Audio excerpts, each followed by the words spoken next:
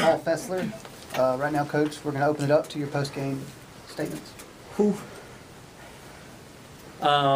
Well, let's start from, first of all, congratulations to Emporia State. Unbelievable team. I mean, they had 30 wins this year. Great team, great presence. 11 out of 16, Sweet 16s or something like that. I mean, that's ridiculous. I saw that. I was kind of proud that our program had gone 3 out of 9, so 11 out of 16 is good. Great coach. I mean, what can you say? They are an outstanding program, so congratulations to them on a great season.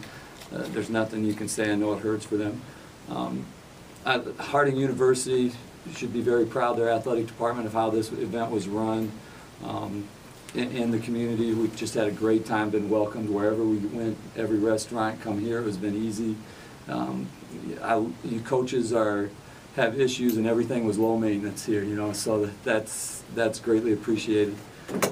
To the game, I mean, everybody here, I don't know what you guys thought, but I thought that 3 was going in and we were going to overtime. And I knew my starters had logged about every minute possible, and we had 3 people with 4 fouls. I was like, if it goes into overtime, we're in trouble. We talked about trying to get 2 stops in a row. We just couldn't get any stops, and they were executing well, and you know, we had just enough lead to hold on. And I just can't say how proud I am of my team, of the program, and what we've accomplished now going to our first Elite 8. There's just too many things going through my mind, but I can't be any happier right now. Thank you, Coach. Now, along with Coach Fessler, we have Concordia-St. Paul's Rachel Hansen and Anika Whiting. At this time, we're going to open it up for questions to... oh, sorry, it's Anika. It's Anika? Yeah. I'm so sorry. No, well, it's okay. It's Anika Whiting. She played awesome tonight anyways. Now we open it up to Coach Fessler and the lady.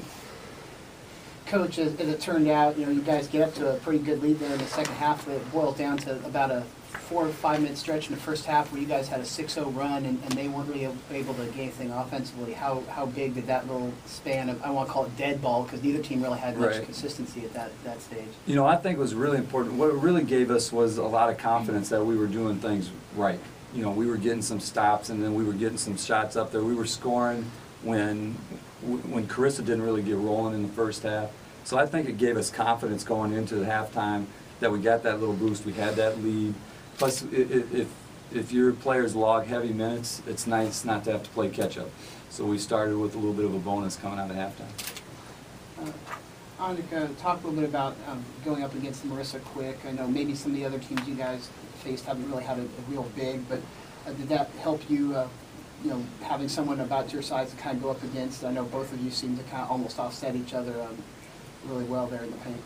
Yeah, I knew that I just needed to keep her moving on and off the ball. So she defended my Sigma really well, so I didn't really get the shots off that I got off last night with the shorter post, or Saturday night. But so I knew that that spin moves and Sigmaing out and looking for my guards cutting was going to be what I needed to do. So I mean, she's a great player, and you know, unless you're making a good move, you know, she is going to block you or she is going to be there. So it was tougher to play against, but I mean, it's always nice to play someone who upsets you like that.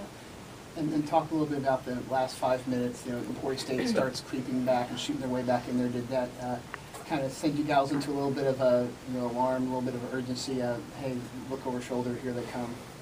Yeah, I mean, it did, but at the same time, there wasn't a minute in that whole game. As soon as we kind of went on that run, I was like, there is no way we are losing this. We just have too many people on our team that will step up and hit big shots and make big defensive stops. So, I mean, it got way closer than I would have liked it to, but at no point was I ever freaking out, really. And Rachel, talk about, I mean, your team shoots over 50% in the first half and ends up the game at a straight up 50%. How good a night is that for you when, you know, half of everything you guys are shooting goes in?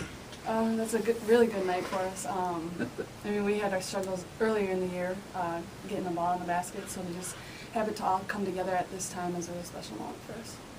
And Coach, I haven't been able to look at the stats and see if you've had a few games like that. No. Is that you know what? We haven't. We've spent a lot of time shooting low 30%. We've been I tell you what, when we started our postseason run, starting with the conference tournament, we have been a completely different team. And I don't have the answer as to why, other than probably senior leadership and these two captains up here. It's nothing I've done. You'd think they'd get tired of me and just say, let's get the season over with and go home. So they've really stepped it up in the postseason. We've been shooting well. We've been defending better.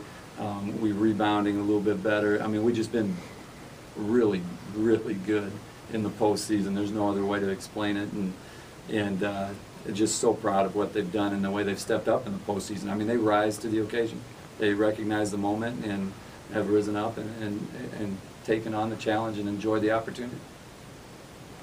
Coach, with the success that your other sports programs have had at Concordia-St. Paul, how big is this for the women's basketball team to get to go to the Elite Eight? Well, you know, volleyball's a freak program. I mean, 7 straight national titles. They're just, we don't even count the, I mean, maybe I should say we.